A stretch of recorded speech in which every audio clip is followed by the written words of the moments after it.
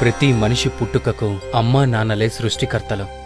మనకి శరీరాన్నిచ్చి యుక్త వయసు వచ్చేదాకా అన్నీ తామే అయి చదువు సంస్కారం నేర్పించి అనుక్షణం కంటికి రెప్పలా చూసుకున్న వారి పట్ల సదా కృతజ్ఞులమై ఉండాలి జీవితాంతం. ఈ సమస్త ప్రపంచం తల్లిదండ్రులతోనే నిండి ఉన్నది అన్నారు శంకర్ భగవత్పదులు సౌందర్యలహరిలో. దీని బట్టి ఈ జగత్తులో అమ్మా నాన్నలకు ఉన్న స్థానం ఎంతటిదో తెలుస్తుంది. తల్లిదండ్రులు వాగ్దారుల వంటి వారిని విడదీయడం సాధ్యం కాదని అన్నాడు కాళిదాసు రఘువంశంలో. అంటే సృష్టిలో తల్లిదండ్రులకు గల శాశ్వతత్వం ఎలాంటిదో స్పష్టమవుతుంది. ఇక సకల సాహిత్యాలు తల్లిదండ్రుల ఉనికిని అత్యున్నత స్థానంలో నిలుపుతుంటే అలాంటి ప్రత్యక్ష దైవాలకు నేటి బిడ్డలు కనీస కృతజ్ఞతనైనా ప్రకటిస్తున్నారా అంటే అనుమానమే. ఏ కొందరో మాత్రమే మినహాయింపు కావచ్చు. మాతృదేవోభవ పితృదేవోభవ, మాతృదేవోభవ పితృదేవోభవ, తల్లిదండ్రులనే దేవతలుగా భావించేవాడివై జీవించు అనే వేద సూక్తులు చెప్తున్నాయి. ఈ సూక్తిని శిరస్సును ధరించి అనుసరిస్తున్నవారు కొందరైతే తల్లిదండ్రులను తమ సుఖ సంతోషాలకు అవరోధాలుగా భావించి వాళ్లను దయ్యాలుగా చూస్తూ తరిమికొట్టే అధములైన కొడుకులు లోకంలో లేకపోలేదు. పున్నామ నరకం నుంచి తమను ఉద్ధరిస్తాడనుకునే కొడుకు తాము బతికి ఉండగానే తమకు ప్రత్యక్ష నరకాన్ని చూపిస్తుంటే వీడు కొడుకా లేక యమకింకరుడా అని తల్లిదండ్రులు దుఃఖించే పరిస్థితులు నేడు సమాజంలో కనిపించటం శోచనీయం. తల్లిదండ్రుల దగ్గర ఉన్న ఆస్తిపాస్తులను డబ్బు దస్కాన్ని బలవంతంగా లాక్కొని తల్లిదండ్రులను ఇంటి నుంచి మెడపట్టి గింటేస్తున్న కొడుకులు నేడు కనపడుతున్నారు. వీళ్లంతా నిజమైన కొడుకులేనా? అసలు వీళ్ళు మనుషులేనా అనిపించక మానదు.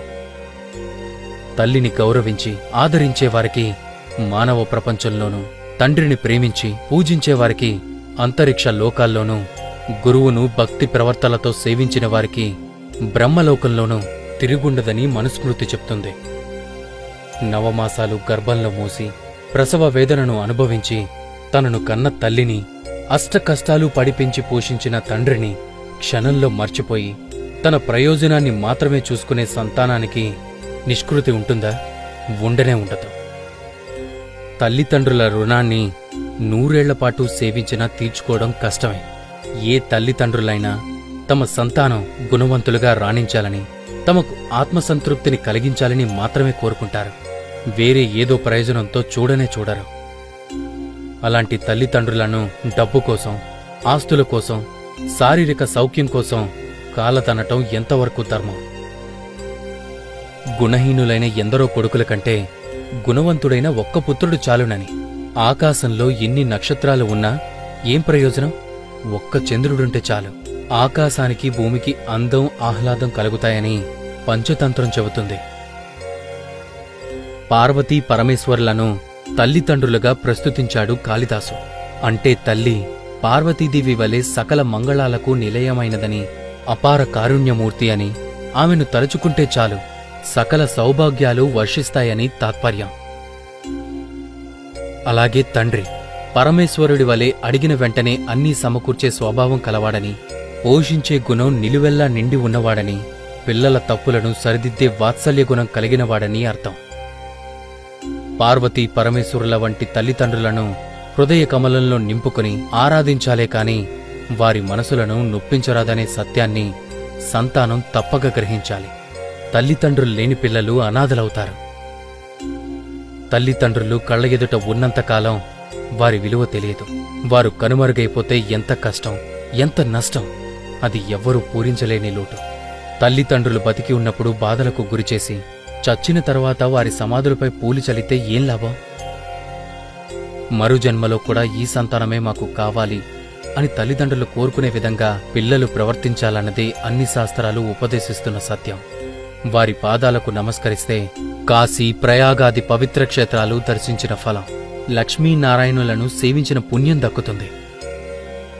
తల్లిదండ్రులు జీవించినంతకాలం వారి మనసులను నొప్పించకుండా అవసరమైనప్పుడు సేవలు అందిస్తే చాలు.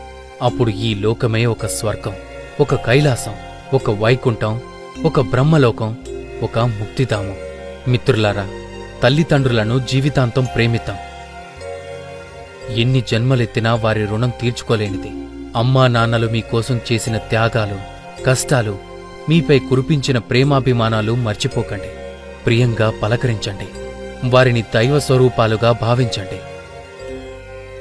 మీరు ఎంతగా వారిని నొప్పించి మాట్లాడినా ఎప్పటికీ ఎన్నటికీ ఏమీ అనుకోని గంగిగోవులు.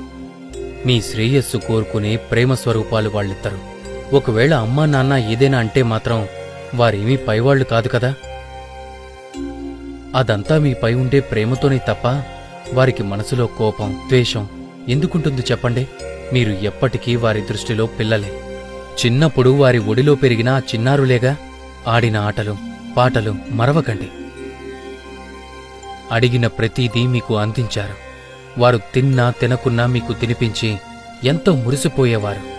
మీకు పెళ్ళైనా పిల్లలున్నా ఆ వాత్సల్యం, మమకారం మీపైన మీ పిల్లలపైన నిత్యం ఉంటుంది.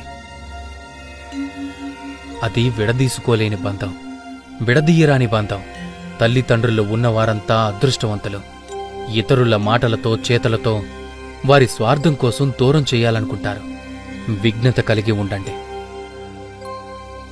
వారిని ఏ దిక్కు లేనివారిగా చేయకండి.